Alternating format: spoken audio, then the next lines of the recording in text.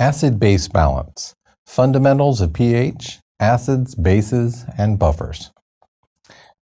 We're going to go through and review a lot of things that you probably are familiar with, but we want to make sure that everyone is on the same page. And this will allow us then to delve in deeper to acid-base balance in the body if we review some chemistry basics. So you remember that pH is a logarithmic scale. So when you have an average or normal arterial blood pressure pH of 7.4, it really is a very small concentration of hydrogen ions. You can see how many decimal places you are, and that is your concentration of hydrogen ions. In terms of the body's ability to change pH, especially in the GI system, you can go all the way from a pH of about 1 all to a pH of about 8. The pH of 1 will be in the stomach, and the pH of 8 will be the secretions of the pancreas. So when you think about pH, it's probably easiest to start off with a pH indicator strip. You all use these in chemistry class at one point. You take this, you dip it into a liquid, you pull it out, and you see what color came up. If you get to the more darker colors, such as a blue, a purple, or a violet, that is a basic pH. If you're at the red end of the spectrum, that is an acidic pH. So we're going to utilize this kind of color scheme as we move forward to try to understand what acid-base balance in the body looks like. So I have a couple memory tricks for you. First memory trick is, that is our acidic gnome.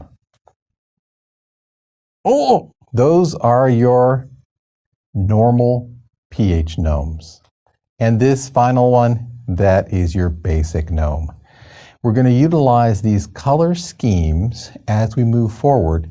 We'll utilize our little gnome friends here as examples, so you'll be able to think about as soon as you see one, whether it's either acidic, a normal pH, or basic.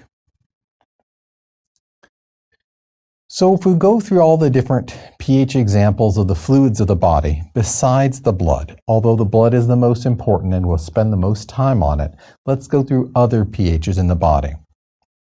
Gastric secretions, I said before, right around a pH of 1, maybe even a little bit less. This is because of the hydrogen ion pump, which is known as an H+, K+ ATPase. This is what is kicking out hydrogen ions into your stomach, making hydrochloric acid. Lysosomes also are acidic. These are cellular structures that will break down various proteins once they come in contact with these lysosomes. Different chromatographs are also very low pH. If you think about water at 37 degrees centigrade, its pH is 6.81. The typical cell is just a little bit basic. It is about 7.2. The range, though, is pretty wide with any particular cell. If you undergo anaerobic metabolism, you're going to be producing more hydrogen ions, and therefore your pH will be lower. If metabolism is very, very slow, your pH could rise very slightly. Cerebral spinal fluid has a little bit higher pH, 7.3. But here, the plasma of the blood has a pH of 7.4. This is very tightly regulated. Some of these other pHs are less regulated as arterial blood plasma.